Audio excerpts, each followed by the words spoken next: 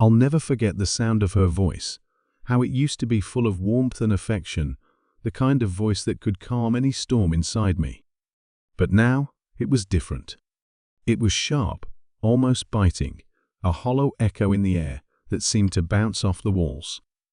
She walked through the door, dragging her suitcase behind her, looking as though she'd just returned from a spa retreat, rather than whatever it was she'd actually been up to. "Hey, babe," Sarah said casually, her voice airy, like she hadn't been hiding anything. She kicked off her heels and threw her bag onto the chair near the door, her laughter ringing out, but it didn't feel right. Something was off. It lingered in the air for a moment before she saw it. The photo. Her gaze snapped to the framed picture on the dining room table. Her laughter stopped dead, the silence filling the space like a vacuum. For a long moment, she just stood there, frozen, staring at the image. It was a picture of us on our wedding day, her, in that breathtaking lace gown, me in my crisp navy suit. We were both smiling like we'd just discovered the meaning of life. But I'd added something to it. Across the glass, bold red letters read, IKENOW. She turned to face me, eyes wide, panic flickering in them. "What is this, Jack?" she asked, her voice trembling. I leaned against the kitchen counter, arms crossed. "Why don't you tell me?" I said coolly, my voice tight. Sarah opened her mouth, but no sound came out. I could see the frantic thoughts racing behind her eyes, weighing how much I knew, how much she could still hide, and how much I'd already uncovered. "I don't know what you're talking about," she said, her voice shaky, cracking under the weight of her lies. I scoffed, a bitter laugh escaping me. "Don't insult my intelligence. You've been lying to me for months. The late-night office hours, the so-called business trips, the sudden interest in self-care, and now this." I gestured to the photo. I pulled out my phone and began scrolling, swiping through a damning series of pictures. Sarah and her business partner Mark holding hands on a beach, kissing under a cabana, laughing together at a bar. Her face crumpled. "Jack, I can explain." "Explain what?" I snapped. "Explain how you've been sneaking around with Mark while I've been stuck here, working late to pay for your spa days and yoga retreats." My voice had risen with every word. "You lied to me, Sarah, over and over. Do you even feel guilty? Or are you just sorry you got caught?" She took a step toward me, hands outstretched as though a hug could erase everything. "Jack, please, let me explain. It's not what it looks like." I held up my hand, stopping her. "Don't. Just don't. I've spent the last 2 months collecting every shred of evidence I could find. Do you want to know why?" She didn't answer, but her lips trembled, the silence weighing heavily in the room. "Because I needed to be sure.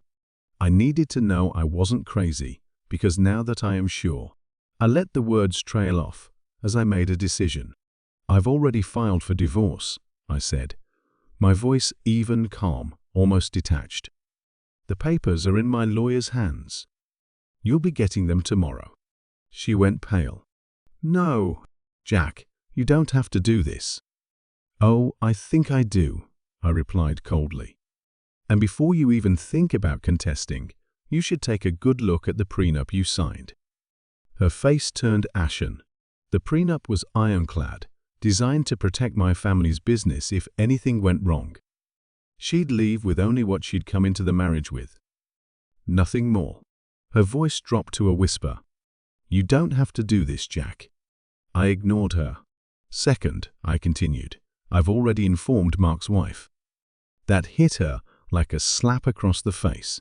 Her mouth opened and closed, but the words stuck. "Oh, don't worry," I added with a cold smile. She was very understanding. She even sent me a few photos of her own. "Did you really think you were the only one sneaking around?" Her tears fell freely now, but I felt no sympathy. Not anymore. Not after everything she had done. "Third," I said, pulling out a folder from the drawer, "I've gathered everything. I tossed the folder onto the table. Texts, photos, receipts. If you try to fight me on this, it'll go straight to HR at your company. Let's see how they handle two of their senior managers having an affair on company time and money. She crumpled into a chair, burying her head in her hands. Jack, please. I made a mistake. I love you. I laughed, the sound hollow. Love? Is that what this is? No, Sarah, you don't love me. You loved the life I built for you. The comfort, the security. But you didn't respect me enough to be honest. You threw it all away for what? A cheap thrill? She sobbed into her hands, but I felt nothing. No anger, no bitterness, no sadness. Just relief, a weight I hadn't even realized I was carrying, now lifted. I'll be at a hotel for the next few days, I said, grabbing my keys. I've arranged for movers to come and pack your things. By the end of the week, I want you out of this house. She looked up at me, her face a mask of desperation. Jack, please. We can work through this. We can go to counseling. I shook my head. Some things can't be fixed, Sarah. This is one of them. I turned toward the door, pausing with my hand on the knob. Oh, and one more thing. That new purse you bought on your business trip? I cancelled the credit card. Enjoy explaining that to the store. I left without another word, her sobs following me out the door.